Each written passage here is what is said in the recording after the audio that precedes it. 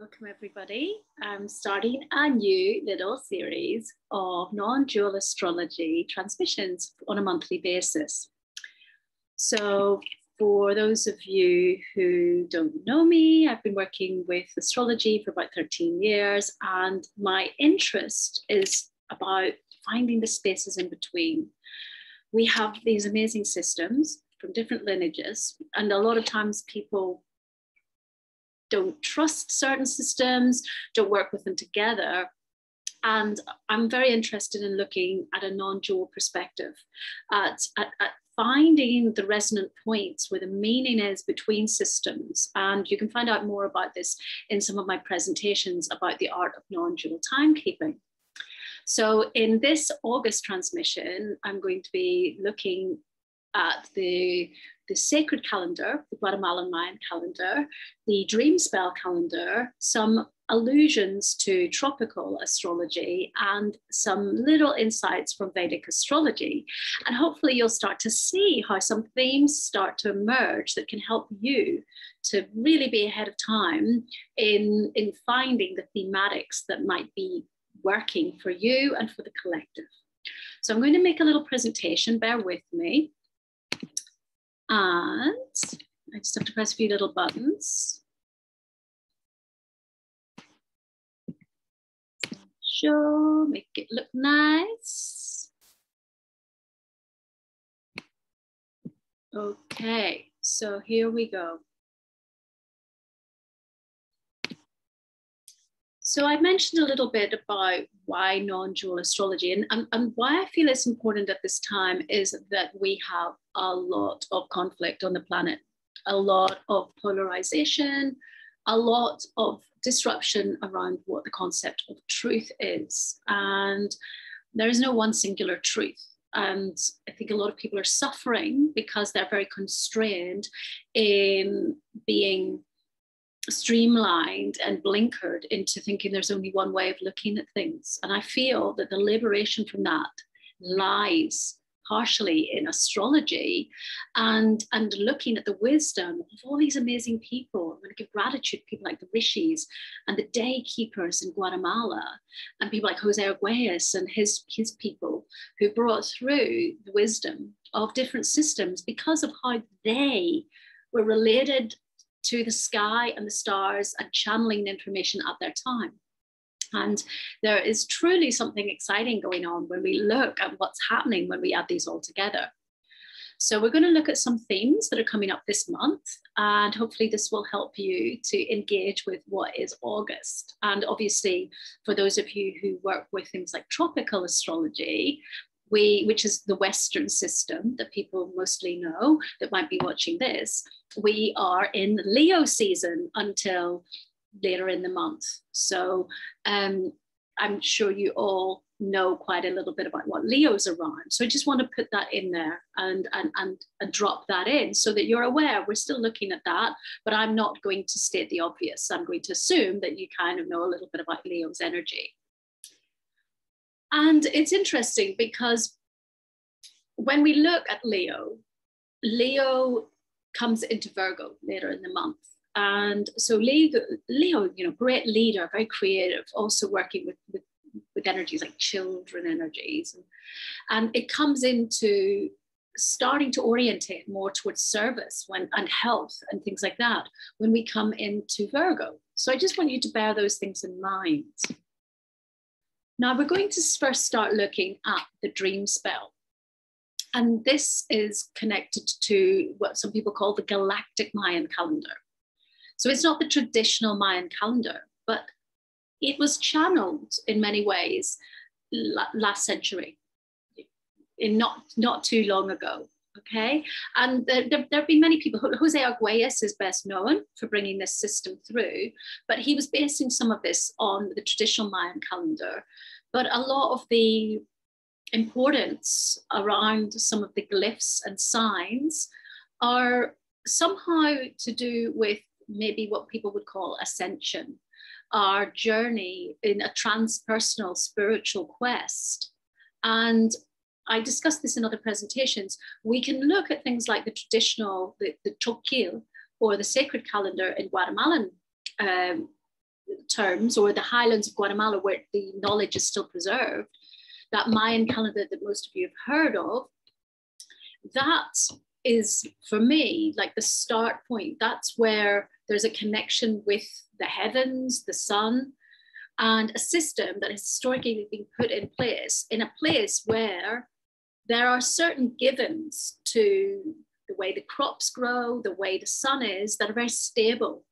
So that's like a stable system where the people are still retaining a lot of their practices, their way of being from when that system was first coming into play. And therefore, it's a beautiful starter point. This is something I will be talking about in future transmissions as well, is that I feel that some of these more ancient systems have like an anchoring that's really important. We look at a lot of new age people these days, and they're very ungrounded, a lot of them. They're all very woo-woo, and it puts a lot of people off. And there's no attention to lineage, and lineage is super important. We have to look at the roots of everything. And therefore, I am going to look at the slightly more woo-woo system now, but I wish for you to know that it's very important that we look at the historical time markers where these astrological systems first came in, and then look at these more channeled systems and how they relate to time and space and the collective consciousness. Because I'm not from Guatemala, okay? So that sky, that system doesn't fully affect me unless I'm maybe in that land. And I feel that this is something why systems like the DREAMSPELL came through, because a lot of people are not indigenous. They're rainbow tribe, as some people would call them. They have remembrances and quests and missions on this world that are slightly different to those who are the keepers of sacred indigenous earth wisdom. Okay, so that's why looking at both of them can be really, really helpful. So we have these 13-day cycles, and in the DREAMSPELL calendar, the galactic Mayan calendar, we have 3 wave spell energies that are going to be with us over the month of August. And so we are currently, at the time of even making this, which is the day I've been in meditation told I have to start making these videos, is we're in the wind wave spell, which is very much about communication and also spirit communication. And a lot of people that I know who work with wind can be working with things like breath work and compassionate communication and things like that. So that's up until the 5th of August. And then we come into the eagle wave spell until the 18th. And the eagle is many things. The eagle, obviously, it flies high. It's up with the heavens. It's looking down on the earth. So the eagle usually has some sort of visionary component. And it can be seeing things that can be beneficial to those on the ground because it's got this higher perspective. And I feel that in this time that we're in, that's a pretty important thing to look at because we have a lot of contraction. So I'm really hoping that for people who want to align with natural law and time, they will find the eagle wave spell will hopefully give them a bit of respite to not be stuck in a lot of these storylines and dramas that are playing out that can be very constricting. The eagle also has, in the DREAMSPELL calendar, it's got a real sense of wishing for people to tap into their role as a planetary server. The eagle is altruistic. In many medicine wheels, the eagle represents the heart chakra. So it's not just flying high to work out, hey, how is my Bitcoin going to do for me? It's how can I bring abundance to my community, and how can I be a visionary, and how can I find my service and step into that? So I want you to hold that because that's going to come up again. And then we step into, after the 18th of August, we step into the star wave spell, which is very much about finding the beauty way. It's elegant flow, it's creative. And it can also be about connecting to what we might call our star seed consciousness. So again, what is our higher being? Do we have a remembrance of something beyond the human genome that has its own set of coding? And some of us actually maybe feel what we have a connection with something that is not just the genetics of a human, but something that is a collective frequency that is to a purpose that has connections to star nations. Again, this is something that sometimes people go a little bit overboard in, but I want to harness that there are tribal groups, like many of the Aborigine tribes in Australia have remembrance of connections to star systems. So this is something that may come up in August, especially as we have got things like the Lion's Gate, which is open until its peak. Well, it still diminishes in the days after, but we have a deep connection with Sirius star system at the time of making this transmission, and the peak day being 8/8. Now, for those of you who are interested, we actually start a new gestation of 260 days on the 1st of September. So this may be why I'm being prompted to make this transmission today, because actually we have a discernible almost 9-month period coming up. So this is a really good time later in August to start to review what's taken place in the last 260 days, and to even make a little bit of a diary, because you'll notice that things will upgrade. And often it does so in a very impeccable way, that things that you were looking at, say in February, if you look at 260 days later, you'll see you actually have a tangible upgrade. So this is a good time if you're already working with a DREAMSPELL calendar to look at what was happening 9 months ago approximately, and to start to tune into that so that you can get your vision straight and connect into the new galactic spin. I think it's amazing for people who are in the global north. A lot of schools start on the 1st of September. So it's great because there's a real back to school feeling with this new spin coming in, and the other astrologies that are around. So in the sacred calendar, this is the traditional Guatemalan or Mayan calendar. That calendar, as I say, it's very much about people's role in society, what their ancestors brought, things that are very much about their worldly existence. I'm not saying that it doesn't have connection to our star existence. There are a lot of key markers around time and times that we'll do things in our lives that are very, very accurate, which I'm really just learning now. This is a great calendar to look at around your interpersonal relationships and your role in your community, which is absolutely important. There's so much bypassing in this day and age where people just, I just came here to be an Arcturian, and it's not like that. We have to fit in, we have to come and incarnate and embody this role that we have here and now. So in the sacred calendar, we are in the energy of Akbal until the 11th of August. And Akbal is very much a hybrid being. Akbal is connected to twilight, to when the sun is setting, to that liminal world between night and day. And as such, it works in a different consciousness state that we have. It's almost bringing things into the dream time, okay? And this is when we work with Indigenous tribes, particularly Australian or original tribes, the dream time, which is a Western word, it's not a traditional word, but this liminal place where it could be the collective unconscious, is where we make a lot of things happen. It's actually, we dream before we do. And this is written in Mayan calendars, who very much see this dreamlike state of contemplation beyond thinking, where it brings things into an etheric form to then be activated. So we're in that right now. No, we're not, but we will be. We will be in about a day or two, sorry. And then we go into Akhmak. And again, I want you to pay attention to this, because this is coming up in other calendars. Akhmak is very much about forgiveness and redemption. So Akhmak can sometimes be going through a big journey, a very human journey, where things have to be atoned for. And this actually came up in a recent immersion that we were doing. And it's funny because we're doing a second part of that immersion very soon. And the theme has come up again, but in a higher form. So Akmak, this energy of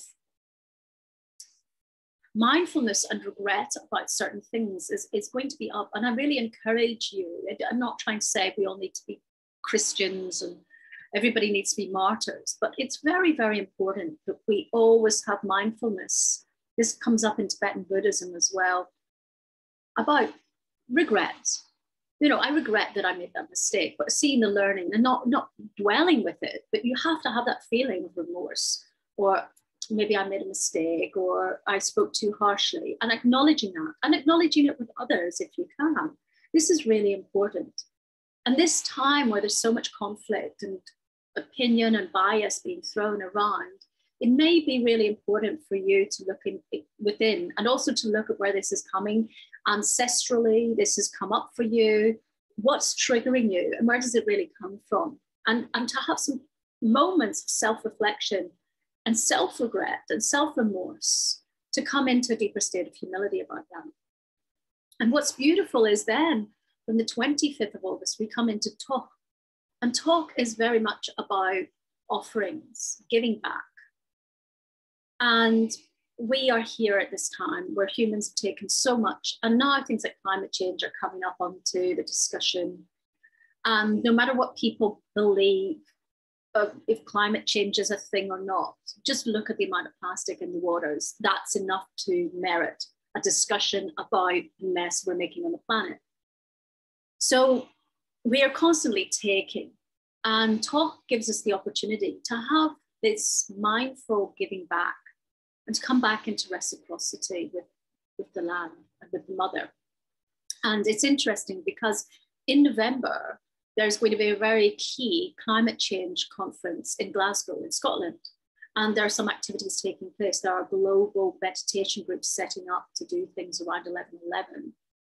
And what we can start to do is start having some humility and regret and remorse, because only when we truly step into that can we actually heal from it. And it doesn't need to be self-punishing, but we do need to have a realistic look at what humans are doing. Okay, so a really good way of starting to atone for that is starting to make tangible action by giving back. Okay, this is something that the tribes have done, the ancestors have done since time immemorial. And this is something that people forget to do. They're so busy taking and being caught in the material world. And isn't it interesting that that's when we have come into Virgo, which is starting to come into service again, that this giving back can happen. So I'm going to lead into something about the nakshatras, which again, this is like a very, very basic skirting around these nakshatras. There are certain stars that are, there's 27 major star systems that are utilized in Vedic astrology. Each one comes up every day where in its relationship to the moon and where the moon is at. But there are also periods of time where, of course, there will be Jupiter will be doing something in a certain nakshatra, and Mercury. So those have slightly longer phases than the moon, which goes through fast circles. And we are in Dhanishta, in Jupiter is going to be in Dhanishta, and Jupiter is very much like the guru, the expanded benefic. And so the way I'm looking at it, it wanted to be spoken about this month. So Jupiter is there to teach us in some ways and to help us to be more expanded in some way. And that Dhanishta and Jupiter came into this aspect on the 21st of July. And it's very interesting that I'm being asked to kickstart these transmissions now, because Dhanishta, and I'm doing it on a Jupiter day, on a Thursday, Dhanishta is very much about connecting through the ethers into time and starting to work with time and having a better relationship to time. And if we look at things like the Popol Vuh, it's a very, very important text in the traditional Mayan calendar. Divinity of the beings, the humans, was reached when they understood how to honor time and honor the days. And this is where I feel our liberation lies. So Dhanishta has an insight on truth. Danishta also connects in with music and can be very wealthy. It can bring in wealth. And it also is bringing in charitable ways of being. And it also has sometimes got aspects of marital karma. So karma around relationships to look at. Now it's interesting because we've already seen this Virgoan aspect of starting to come more into service. In the Vedic system, we come into a full moon on the 22nd of August, which is in Aquarius. And people are talking about coming into the age of Aquarius, and that is going to be a long process. Aquarius is about humanitarian efforts. It's about new societies. It's not so about the one person at the top. It's less vertically organized. And I feel that we're getting a nudge as we move from Leo into Virgo in the tropical calendar to think about, okay, I've been sitting, I was talking about this to some people recently. We've been here sitting on our own a lot. It's a really great time to do inner work, but actually what can take over is the ego and the monkey mind. And we can actually lose sight of where transcendence is, which is in community, teaching and learning from each other, mirroring and doing selfless service. Karma yoga is a way of transcending the ego. And it may be that we've kind of languished enough with ourselves. And this is where this egoic pride could go wrong. We have to start to embrace that Aquarian way of being. And the stars are starting to tell us it's time to start to think about your service. Who are you in the new earth? What's your role going to be? And rather than coming in very egoically, it's like start doing the basic things, start to give to charities, start to do some nice humble acts of service. This is going to really help you in this time to find your place. Often we can get a deluded sense of who we are, and we're being rewired in a huge way. And I think many people are aware of this now. We've changed. But don't just jump in trying to be the whole new superhero. Start with your community and give and start to grow. There's something beautiful that happens when we drop into selfless service that makes us a better person. Khenchel Rinpoche, who is my dear teacher in the Kalachakra Tantra, talks about people love the person who's generous and compassionate. It's not the person who's competitive and trying always to be the biggest person, okay? And this is where the stars are trying to give us a sense that we can do that too, okay? Now, Mercury also is going to be doing a beautiful journey. And I'm just going to talk, Mercury is in earlier August in Magha, which is quite a great star system to be under. But it's coming into Uttara Phalguni. Please forgive my pronunciation. I'm just new. I've only been working with Vedic astrology for about a year, so I will be upgrading this as I do more and more teachings. This is coming into being, and Uttara Phalguni comes in around the 24th of the month. So this comes into being connected to partnerships, marriage, friendship. This ability to get beyond that first kind of excitement, that delusional phase, that's very lovely, but that honeymoon phase of relationships. And helping us to come into more established abundance without diminishing ourselves. So this is very connected to forgiving, to marriage, to kindness, to dependability, to compassion, to friendship. And so there's this stepping into being more dignified and noble in our relationships and learning how to step into a deeper commitment in relationships and starting to embrace again our duties. So this time where we've had a lot of time to reflect on ourselves, now it's saying, okay, now start to think about who you are, how to do that grassroots work and how to apply yourself in relationships And definitely putting the ego on the back burner. So things like nonviolent communication, compassionate communication, and things like that are going to be very important in these coming times. Of course, we can see that coming up. There's people are just saturated from Facebook wars. And this can be a really good time to cultivate your own mindfulness around your communication so that you can start to look at what relationships are bringing up for you. This is going to come up in the following months, is karmic relationships. What are things teaching us, and how can we work beyond those? And where is that coming up in our charts? And where can we do remedies so that we're clearing karma from ancestral relationships, from past lives, from childhood wounds, so that we can start to build the communities together and not shy from those difficult discussions we need to have, but to play our part in having the right tools to do that. And this is definitely something I'm going to be working on in the coming times, because it's in my chart, but I can see a lot of this replaying through the stars for the collective. So yeah, it's really saying that we can reach a lot of abundance and growth and fertility in that time if we can come into that. And obviously what's going to be interesting is, obviously I'm talking here about that nakshatra and its relationship to Mercury. Virgo, which in tropical astrology we come into from late August, it's very mercurial, okay? So how do we communicate in our communities? How do we communicate in service?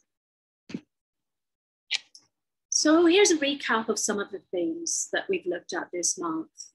We've got the ego, flying higher to see the bigger picture, trying not to get contracted into, you said this, I said this finger pointing. That's going to be important. Self-forgiveness and redemption. These are coming in a big way. It's time to just forgive ourselves and then also to forgive others. And remember, we have been in a challenging time. It's there to make them stew, but it's going to be very important for our evolution, whatever species we identify as, to forgive and to just understand and have empathy and see why we have acted in certain ways in the times we've been in. We have families being polarized over decisions that people are making. We have a lot of people, we have people who are like more spiritual and people who are more scientific at war around opinions, and nobody really knows the full picture. And it's going to be really important to just move on from that, but to look at the true reason why we've done that and to cultivate creativity too. So by forgiving and understanding and deconstructing what leads us to do that, and clearing that, we're going to create more space in our lower chakras, which have been creating drama.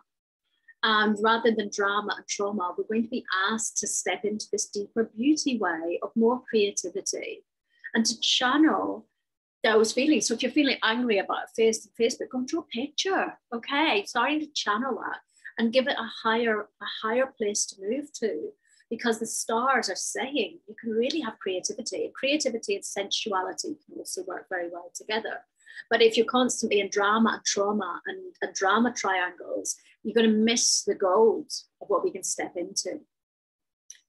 And then also looking at where our lower energetic centers have been egoically kicking in and realizing that there's a lot of delusion around.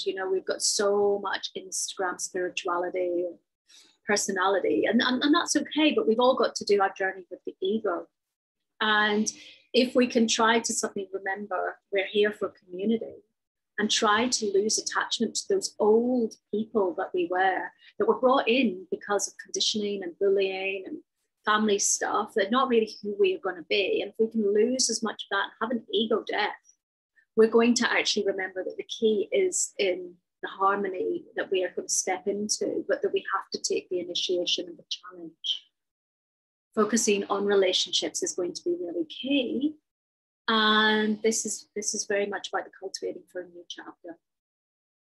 So the image here is Aine, and this in the Kero lineage of Andean mountainous Peru is about giving selflessly to receive. And we don't give to receive. We give in the knowing that that that person will give to the next person. It's not about directly going, I want back. I give you, you give me. But it's about starting to give back, to start to get back in touch with the earth and giving back to our community. So starting to just give and realizing the divine flow that has, we suddenly come into bliss states where these silly feuds are not important anymore, because we're actually back with natural law. When we give, the cosmos gives to us, and we can truly become abundant and remember our place. So enjoy this coming month, and please let me know if you find this transmission helpful. I'll be making those for the next months, and I am giving readings from October. I have been giving readings for months, but yeah, I'm giving non-dual timekeeping readings where we look at several of your charts together. We also can do clearing sessions and therapy sessions. So I weave many, many tools together so we can actually try to find where your deficits can be augmented upon from other parts of your chart, bits that you didn't know you had, to activate those, because we've all actually got everything here ready to activate in us. But if we're only looking at one chart, we won't see it. So I'm here in service to that for you all. And for now, just enjoy these monthly transmissions. Take care, everybody. Ciao, ciao.